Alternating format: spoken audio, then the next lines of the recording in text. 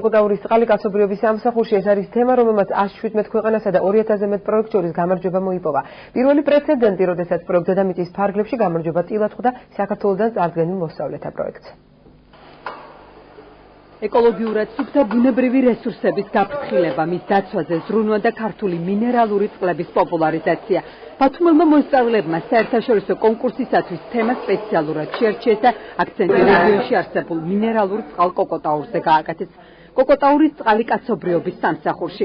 ეს იყო თემა, რომელმაც 117 ქვეყანასა და 2000-ზე მეტ პროექტს შორის გამარჯვება მოიპოვა. ვრცელი ნაშრომი რამდენიმე მიმართულებას მოიცავდა, რასაც განსაკუთრებული ყურადღება გამახვილდა.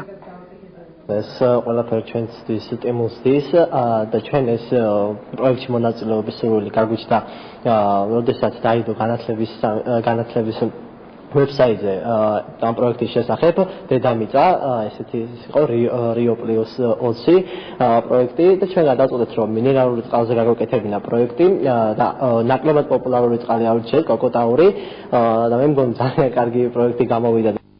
ფოტო და დოკუმენტური მასალების სპეციალისტების დასკვნები და მოსწავლეების რეკომენდაციები.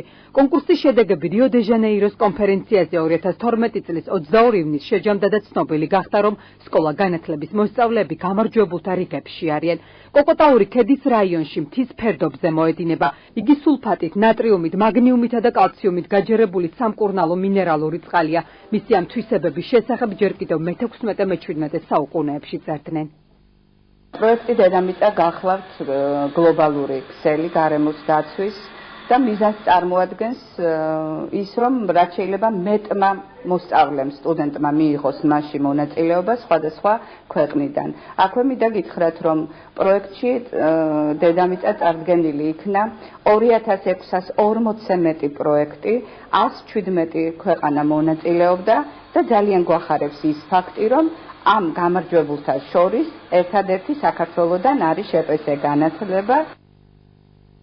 პროექტმა დედამიწა Rio+20 კონფერენციის ფარგლებში კონკურსი რამდენიმე თვის წინ გამოაცხადა. სკოლებს საშუალება ჰქონდათ გაცნობოდნენ ერთმანეთის ინოვაციურ პროექტებს. ჟიურის წევრებს კი საბოლოო არჩევანი გაეკეთებინათ. ბათუმიდან პროექტში 17 უფროსკლასელი იყო ჩართული, რომლებმაც თემასთან დაკავშირებით სოფელი კოკოტაური თავადაც მოინახულეს და მუშაობის პროცესში სპეციალისტებისგან დეტალური ინფორმაცია მიიღეს. როცა მსოფლიო გადადის მწვანე ეკონომიკაზე, კიდევ უფრო მეტი დატვირთვა მიენიჭა იმ პროექტს, რომელიც შეპესდი განათლებამ წარადგინა.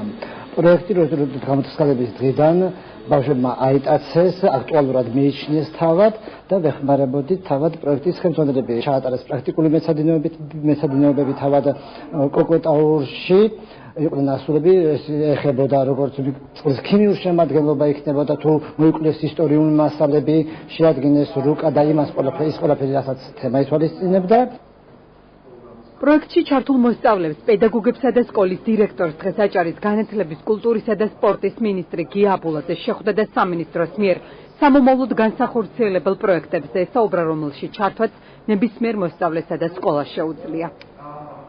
საერთაშორისო პროექტ დედამიწის ფარგლებში შეპესე განათლებამ წარადგინა თავისი პროექტი კოკოტაური კაცობრიობის სამსახურში, რომელმაც ძალიან დიდი მოწონება და გამარჯვება დაიმსახურა. გამარჯვებული გამოვლინდა რიო-დე-ჟანეიროში, მათ მიერ შემდეგ ცნობა მოუვიდათ შეპესე განათლებას, რომ ისინი გამარჯვებული არიან და დღეს ამ თემასთან დაკავშირებით მისთან იყო შეხვედრა. მსგავსი ტიპის პროექტები ძალიან მნიშვნელოვანია იმ მხრივ, რომ ბავშვები ძალიან ვითარდებიან ამ მხრივ. მოსწავლეები კოორდინატორებთან ერთად ახალ პროექტებზე მუშაობენ. პარალელურად კი რიო-დე-ჟანეიროდან სპეციალურ სერტიფიკატს ელოდებიან. მადლობის წერილი კი სკოლამ სპეციალურ ვებგვერდზე უკვე მიიღო.